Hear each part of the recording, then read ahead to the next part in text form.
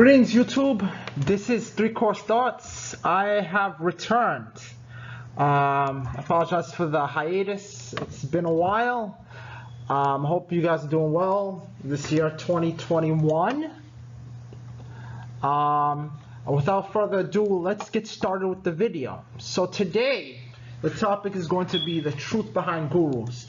I know there's been a lot of different YouTube talks about, gurus and experts and so forth, but I'm just going to give you guys my little take on it.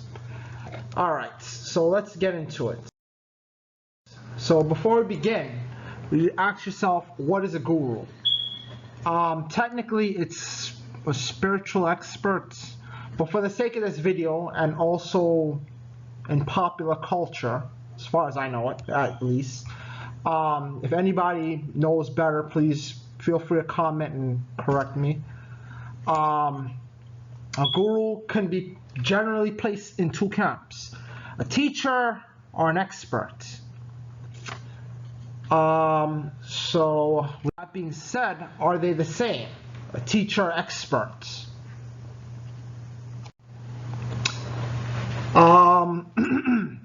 Defining an expert is usually someone who's skilled at a particular craft. So this is someone that's exceptional at what they do, whatever craft that might be. It could be a teacher, a sports player, an artist, and what have you. So that means basically they're expert. Their field usually comes from either a lot of talent or experience, or usually a combination of the two. So that's an expert.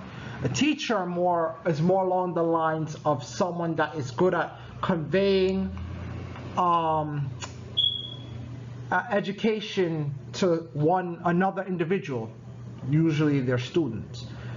So as such, the student learns from the teacher.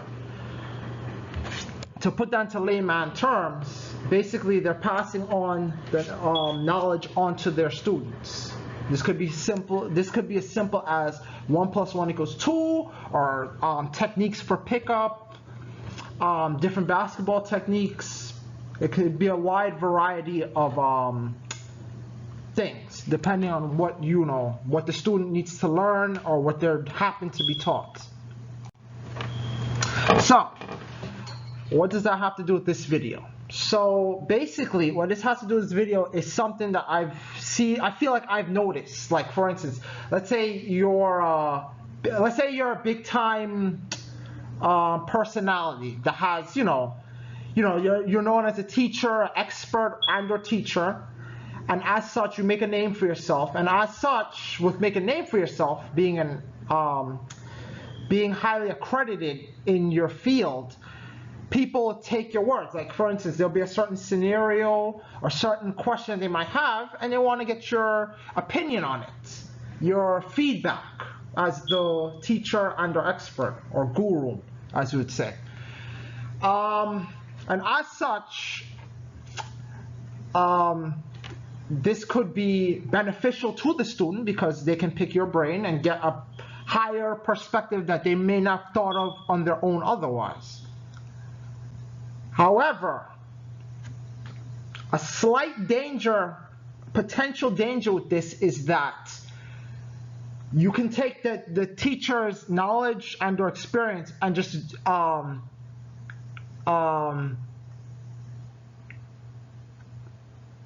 that equate to your own knowledge and or experience, as opposed to taking whatever they taught you and taking a step further, which is make it your own. It's like basically if you are doing a paper and you are plagiarizing, copying the answers word for word, rather than taking the information, understanding what is being conveyed to you, and then make it your own, synthesizing it to make it your own, and then you can take it to the next level for yourself. You make that knowledge that they're passing on, or information that they pass it on, work for you.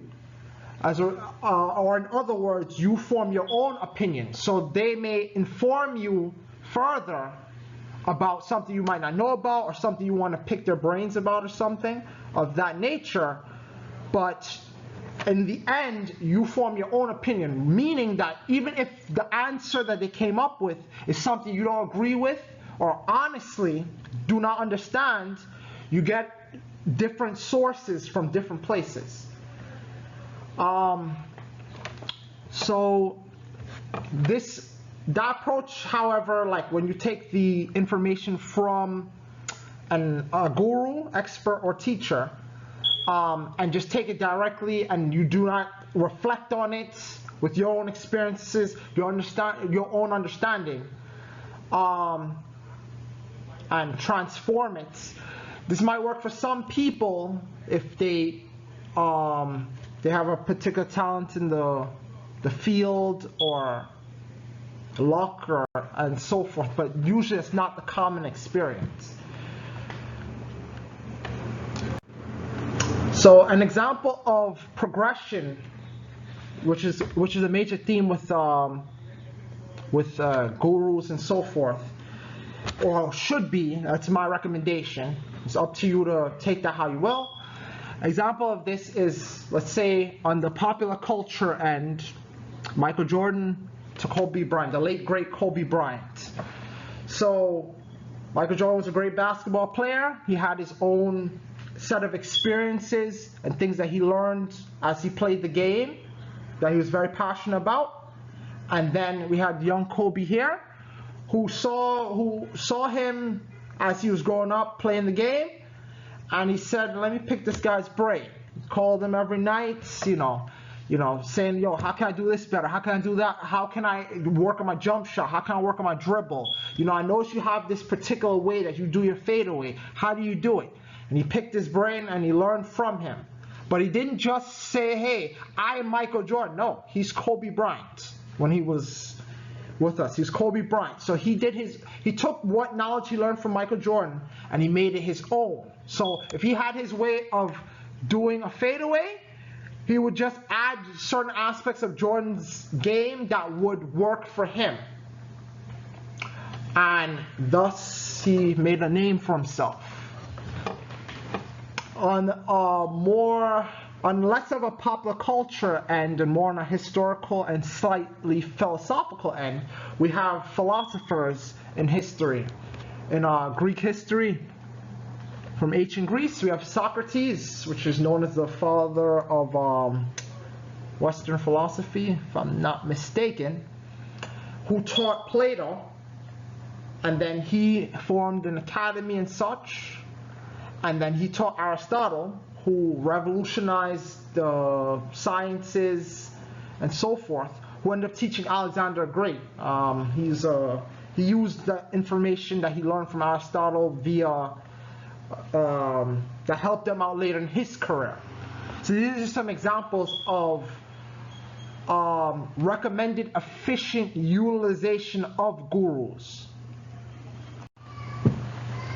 So on that note, I just simply put that that might be because everyone is fairly unique, not necessarily in terms of what their interests only, but also their general abilities. So for instance, your teachers and or expert that you may be dealing with, your guru, or person you see as a guru, they'll have something to teach you, but just take what they say with a grain of salt. Not anything against them, but there are many different sources out there that you can learn from and grow from, including your own self, your own experiences. So let's say I am a YouTuber, I'm trying to impart information. Hopefully this is an exchange. So, in the comment section, you guys subscribe and so forth. There's an exchange, so it's like if you have more information on something, please feel free to share and so forth. It's an exchange. The relationship with the guru hopefully should be something of that nature as well. The teacher and the expert, they also should have things to learn from their students, because it should be an exchange as well. They may have something that they can learn from you as well. So, and the most important thing that I like to note with gurus is that they're teaching from their own perspective. So when they're teaching you, when they're giving you that lesson or the advice and so forth, they're teaching you from their own perspective, their own understanding of the world, their own experiences. So if they're telling you this is the way you shoot a jump shot, or this is the way you draw, that might be the general rules as to that might fit along with the general conventions of art or the game of basketball. But part of what they're telling you, keep in the back of your mind, you should keep in the back of your mind that where they're coming from is from their own experiences. So if you see something that doesn't add up, like for instance, you'll be like, wait, in my experience, what they're telling me, it doesn't seem, I don't understand it, or I don't necessarily agree, or that other teacher told me something different. That might be part of the reason why. So, with that being said, this is going to conclude our my video today on gurus. Once again, if you guys like the video, please feel free to subscribe. If you haven't already, please get on that. You guys have a nice day, and I'll see you in the next video. Alright, take care.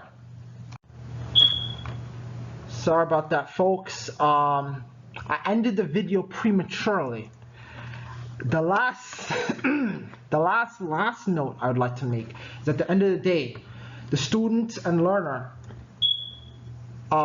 you need to develop your own style, like I've been saying the whole video, and it's about you as a student finding your answer.